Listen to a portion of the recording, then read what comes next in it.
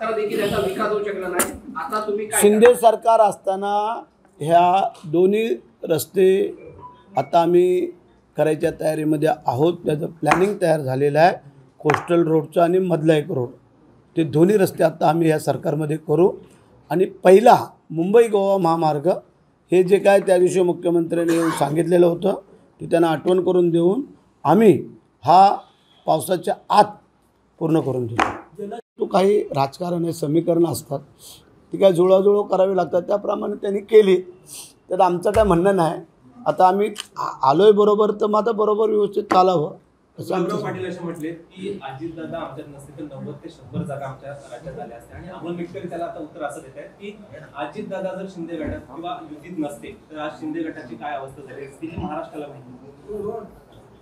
नको, त्याच्यावर न बोलणं बरं आहे, कारण आम्ही पण काही गोष्टी भोगलेल्या आहेत। आत्ताच आम्ही त्याचं चर्चा नाही करत, योग्य वेळ येईल तेव्हा मग आम्ही ती चर्चा करू।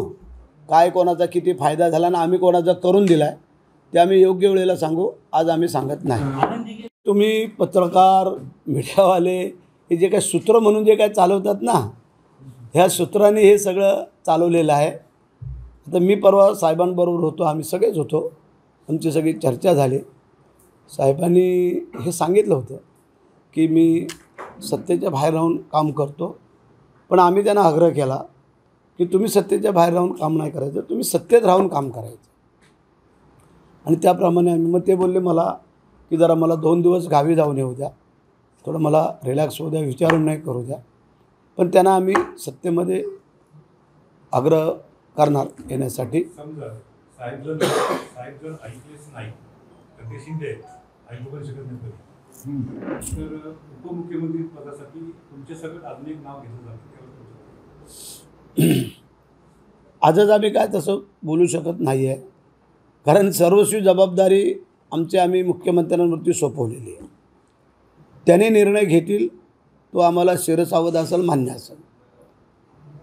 त्याच्यामुळे आमची सगळ्यांची विनंती आहे की साहेबांनी ह्या सत्तेच्या प्रक्रियेमध्ये सहभागी व्हावं, ही आमची सगळ्यांची विनंती आहे। शिंदेला विश्वासात न घेता किंवा शिवसेनाच विश्वासात न घेता 5 तारीख डायरेक्ट भाजपने जाहीर केले, याकडे तुम्ही कसं बघताय? नाही नाही, असं नाही आहे। ज्या पक्षाचा मुख्यमंत्री करायचा आहे त्यांनी ते ठरवणं गरजेचं आहे, त्याप्रमाणे ठरवलेलं आहे।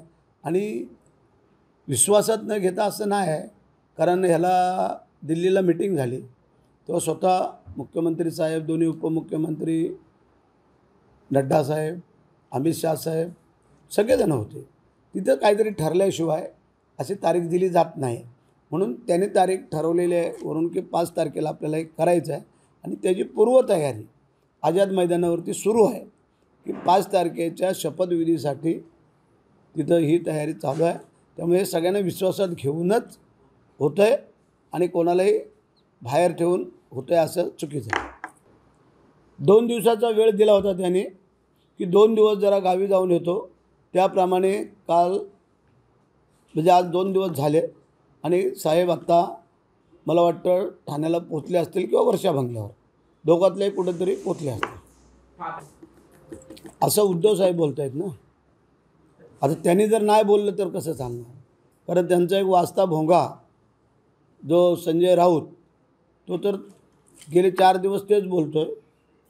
पण जे होईल ते चांगलं होईल, कोणी किती काही बोलू द्या।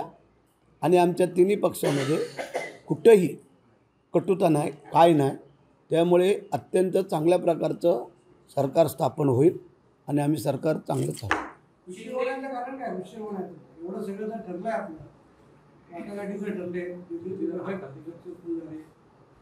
आपले साहेबांनी तर 4-5 दिवसापूर्वीच सांगून टाकलं ना।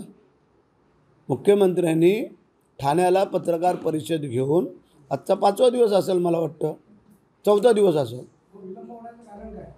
ते आता मला पण विचारावं लागेल फडणवीस साहेबांना की का विलंब होतो तो। पण आता 5 तारीख मुहूर्त केला ना, शेवटी काही गोष्टी मुहूर्तावरती पण असतात। लोकसभेच्या वेळेला आघाडीने उद्धव ठाकरेंना पुढे केली, त्याचप्रमाणे विधानसभेच्या वेळेला युतीने एकनाथ शिंदेना पुढे केली. दोन्ही ठिकाणी ठाकरे म्हणजे शिवसेनेला नाकारण्याचं काम केलं. एका वेळेला काँग्रेसने नाकारला, आता भाजप नाकारतंय.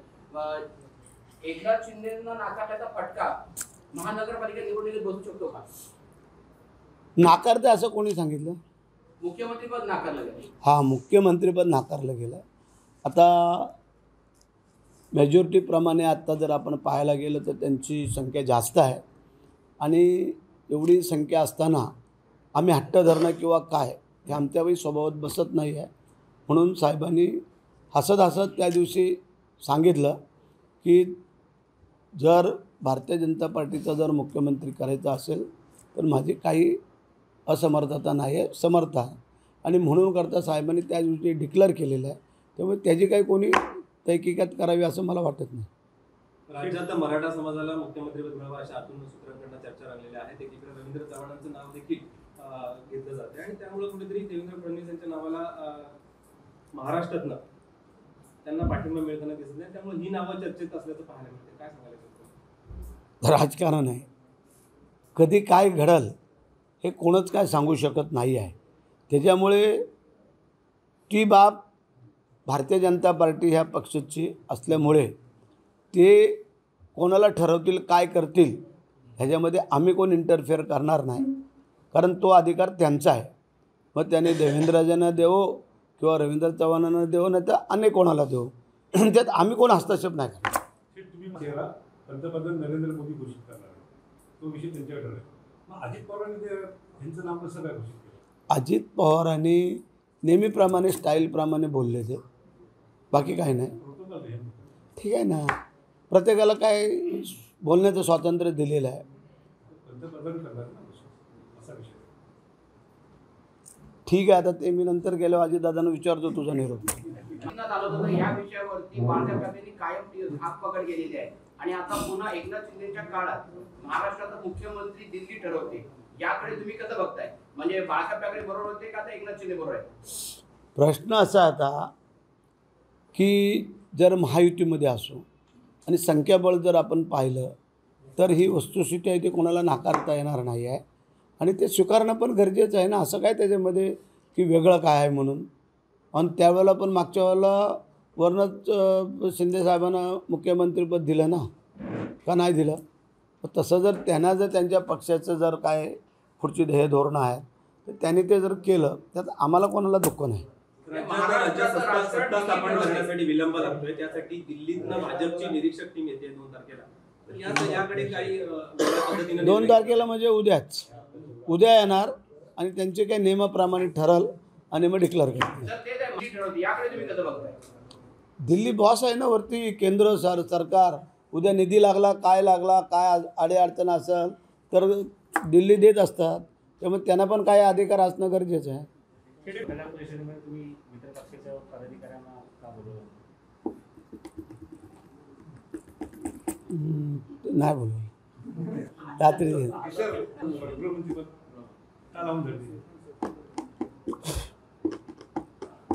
मी विचारतो वरच्या नेत्यांना. ऐक, वस्तुस्थिती तुमचं बोलणं पण योग्य चुकीचं आहे याच्यातला भाग नाही आहे. परवा 5 तारखेला मी विचारतो, 6 तारखेला मला फोन कर. मला सांगा. प्रत्येकाला वाटतं जास्तीत जास्त मिळावे आणि बघूया. आता आम्ही मुख्यमंत्र्यांकडे सोपवलेलं आहे. मुख्यमंत्री मागताना कोणी जास्तच मागणार, परंतु भारतीय जनता पार्टीची संख्याबळ, आमचं राष्ट्रवादीचं असं असल्यामुळे थोडं त्याप्रमाणेच होणार आहे की ज्याची जास्त संख्या त्यांना थोडे जास्त तर मिळणार. त्याच्या खालोखाल आम्ही, त्याच्या खालोखाल राष्ट्रवादी. परंतु आमची इच्छा आहे की एक 16 मंत्रिपदं मिळावीत असं आहे चर्चेत. त्यातून पाहू. शेवटी आम्ही सगळी बार्गेनिंग पॉवर मुख्यमंत्र्यांकडे दिल्यामुळे जे साहेब ठरवतील ते.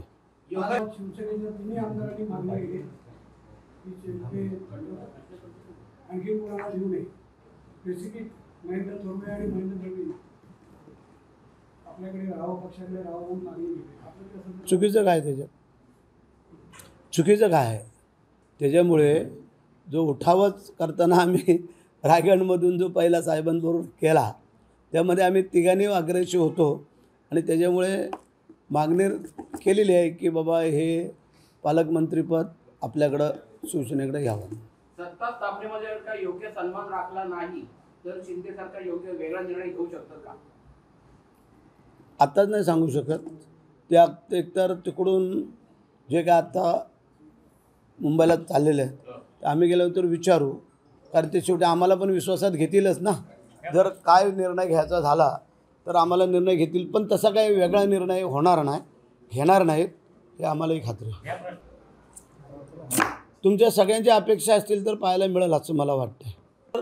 हॉस्पिटलची व्यवस्था, दोन्ही जी हॉस्पिटल मंजूर झालेली आहेत ती दोन्ही लवकरात लवकर बांधकाम करून पूर्ण करून ती चालू होऊन गोरगरिबांना चांगलं आरोग्याची व्यवस्था कशी देता येईल हा माझा सगळ्यात महत्त्वाचा प्रश्न आहे.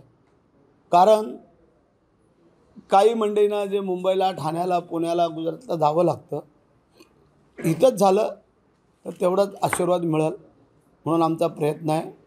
त्यातल्या आता एकाची वर्क ऑर्डर झाली, दुसरं वर्क ऑर्डरच्या प्रतीक्षेत आहे आणि ते आम्ही करू. एबीपी माझा, उघडा डोळे बघा नीट.